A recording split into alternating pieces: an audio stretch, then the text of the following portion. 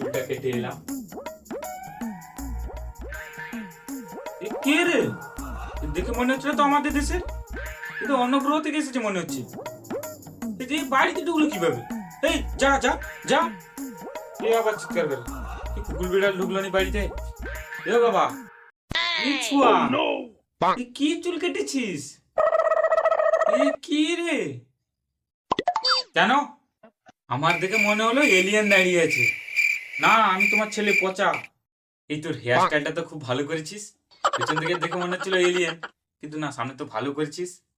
আমাকে কাটলে কেমন লাগবে রে? বাবা, তুমি কাটবে চুল? কেন, আমার বয়স হয়ে গেছে? তুই জানিস এখনো আমার কাছে লাভ লেটার আছে, তো দেখেই বোঝা যাচ্ছে। ওসব কথা বাদ দে, চুল কেটে আসি।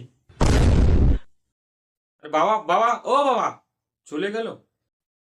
ওটা দোকানে এত ভিড়, চুলটা কেটে দিল লাস্ট পর্যন্ত। এই তো বাবা, চুল কেটে চলে এসেছে। এই বাবা, तेरे नाम हमने किया है। কি হয়েছে দেখেছিস চুলটা কেটেছি? এ কি চুল কেটেছো? তুই তোর চরকায় তেল দে, বেশি গাঁট জ্বালাস না। আমার বন্ধু দুর্গাপুজোর শপিং হয়ে গেছে, আমার কবে হবে বাবা? ও বাবা, আমি ষাঁড়ের মতো চিৎকার করে কে? বাবা, আমি ষাঁড় নই, আমি তোমার ছেলে পচা। আমি তোমার বাবা বলছি, তুমি বলছো ষাঁড়। আমি জানি তো তুই তুই যা সর্বনাশ করেছিস আমার, তোকে ষাঁড় বললাম, রাগ করেছিস না? বাবার বাহন। বাবা, তোমার বাহন ষাঁড় হয় কিভাবে? তুমি যে বলছো আমি সর্বনাশ করছি। আরে পচা, আমার বাহন হবে কেন? ওটা তো বাবার বাহন। এটা কি দাদুর বাহন? মানে তোমার বাবার বাবার বাহন? আরে পচা, বোঝার চেষ্টা কর। ও বিশ্বের বাবা, ভোলা মহেশ্বর। আরে বাবা, ভোলা মহেশ্বর ওরা তো 3 বছর এক ক্লাসে পড়ে আছে। ওদের ষাঁড় বলছো? এটা তো ঠিক, ওদের ষাঁড়ের মতো দেখতে। পচা, তোর বন্ধু নয়, ভোলা মহেশ্বর নয়, মহাদেব শিব। বাবা, আমি বুঝতে পারছি না তুমি অল্প বয়সে পাগল হলে কিভাবে। ওই মহাদেব যারা পানের দোকানে শিব খৈনি দিয়ে পান বানায়।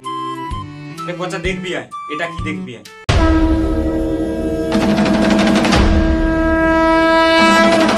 বাবা, ভোলা মহেশ্বরের হাতে ত্রিশূল, প্রণাম করো প্রণাম করো। सर को झुका के आया मैं तेरे। এবার তোর চোখ খুলেছে, তখন থেকে বলছে ভোলা মহেশ্বর মহাদেব এইসব বলছিস। বাবা, ওরা ও ঠাকুর, আমি তোকে ওটাই বোঝাতে চাইছি, তখন থেকে তুই তোর বন্ধুর কথা বলছিস। এটা আমি বুঝলাম বাবা। তাহলে তুমি যে বলছো আমি সর্বনাশ করছি, কি সর্বনাশ করছি? 3 বেলা যে খাচ্ছিস, ওটা তো আমার চাল, আমি রেশন থেকে পাই আমার কার্ডে। তেল লবণ সবজি মাংস মাছ এগুলো কোথা থেকে আসে? কেন, বাজার থেকে?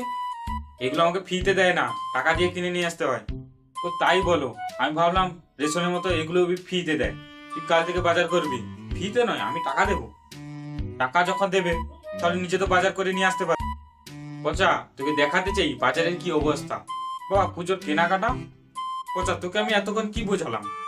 না, আমার পুজোর কেনাকাটা চাই, নাহলে আমি পুজো দেখতেই যাবো না। তাহলে তো ভালো হয়, তুই যদি পুজোয় না যাস। বাবা, আমি চললাম, আর বাড়ি ফিরবো না। কোথায় যাবি রে পচা?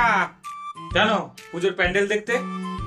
তুই একটু আগে যে বললি তোর ভালো জামা প্যান্ট নেই, তাহলে যাচ্ছিস কেন পুজোতে? বলছিলাম নাকি ভুলে গেছি? আর তুই ভুলেই তো যাবি, কোনো কিছু মনে থাকে? ভুলে যাই বাবা, ওসব কথা বাদ দাও, কেনাকাটা করে দাও। পচা, কি নিবি বল? সত্যি বাবা কিনে দেবে? তাহলে দাও তাহলে। পচা, আমি দেখছি, দাঁড়া। বাবাকে কেমন টুপি পরানো যায়, একটা মাথায় বুদ্ধি এসেছে, ফোনটা বের করি। হ্যাঁ ভোলা বল। তোর বাবা তোকে জামা কেনার জন্য টাকা দিয়েছে?